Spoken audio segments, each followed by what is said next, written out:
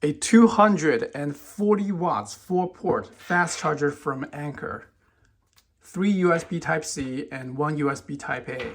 In this video, I'm gonna do plenty of charging tests with different devices and show you everything you need to know about this fast charger. It comes with about a 6 feet long cord.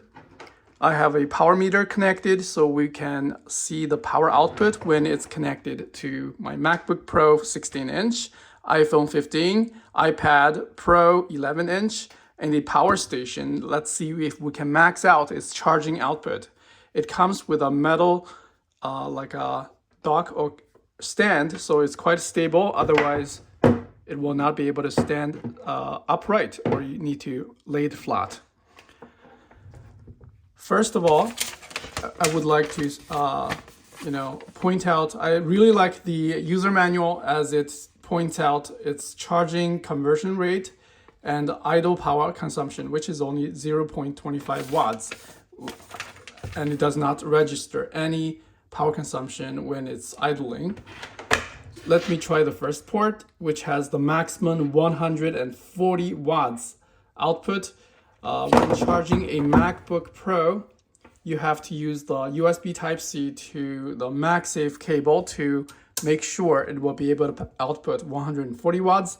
Otherwise, you will only get 100 watts out of it using a regular USB Type-C cable rated at 100 watts or 140 watts. Really doesn't matter. You have to use the lightning connection. And it looks like we're getting close to that rating. 127.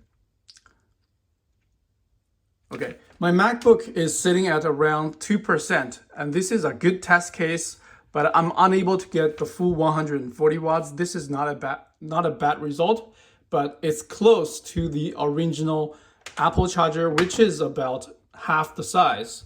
And now this one has 4 ports. Second test, I'd like to connect a power station to the second port, which is rated at 100 watts, according to the user manual. Now let's see the power consumption on the screen. As I get the spec ready, I don't want to turn this video into a spec reading video, but you can pause and read these different combinations. Of 1 port used, 140 watts, 2 ports is going to be 240 with only these 2 ports occupied. Now I'm getting 220 watts, 22, 25. It's pushing for the maximum rated 240 watts. Still, not there yet. Now I'm going to connect my iPad Pro 11-inch using a 140 watts cable. Again, keep in mind, if you use the, looks like it does reset, right, when it redistributing the power. When 3 ports are used, again, you can pause and read the user manual. It's gonna be different. It may not reach 240 watts, I suspect. And then we can also connect an iPhone using the USB Type-A to USB Type-C cable. It's 206 watts. So when 3 ports are connected, the power consumption actually dropped a little bit because of how it may distribute different power levels. That iPad Pro is sitting at around 30%. Now I'm going to connect my 4th device, which is the iPhone 15. Again, it cuts off the power and redistribute the power. From my power station, I can also see my power input, which is getting 35 watts in right now, 39. It may increase. I'll come back to this one later. But I think it is a pretty capable charger, although I'm unable to get its maximum rated 240 watts. Still, not a bad result. I'm trying to drain all these batteries down as much as possible. Still, the maximum I hit was 227, right? with all 4 devices connected, still unable to max out 240 watts. So when it's under low load, it says the charging efficiency is around 76.49%. I really like the user manual. It's it's very unusual that they would list this type of data, and I enjoy reading user manuals too. Anyway, make sure you use high quality cables. Always use the original Apple, cables if you're not sure, or make sure you're using these at least 100 watts rated USB Type-C cable. Not all USB Type-C cable are created equal.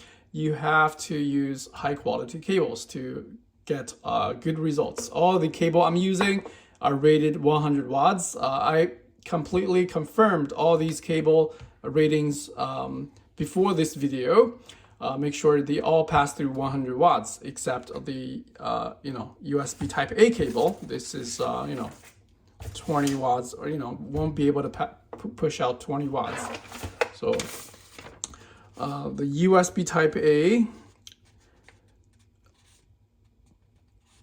I suspect that USB-A port is only around 18 watts. I couldn't find the information on the user manual, but it should be sufficient to charge iPhone or these earbuds. I recommend connecting low power consumption devices to the unit using the USB-A cable. All the USB-C ports are supposed to be used with at least an iPad, to maximize the efficiency. Of course, it is gonna be safe to charge the earbuds using the USB Type-C output. Even the first one, it's okay. It's not gonna do 140 watts. It's just gonna be, let me show you. When it's only connected to earbuds, it's not going to destroy the device. It's only going to output whatever the device can take in. The charging speed is determined by the device, not the charger. Okay, 7.2 watts. Let's connect iPhone using this port. Just curious about the iPhone power consumption here. Disconnect this one. So I just connect an iPhone, which is around 98%. When I started charging, it's around 80 to 88%. So the charging speed is not going to be 18 watts, which is the maximum iPhone rated maximum charging speed. It's gonna limit it around 5 watts when the charging gets fuller. So if I use the first port, it's not gonna change because the iPhone is almost full.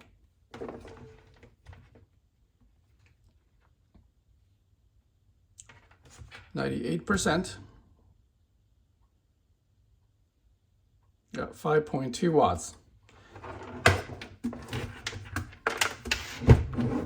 Okay, so that's everything you need to know. It's a really cool charger, and it doesn't even get warm. It still feels like about the same temperature as my hand. Yeah, I like it, but the user is, I mean, this cable is not user replaceable. So it's permanently attached. GaN prime.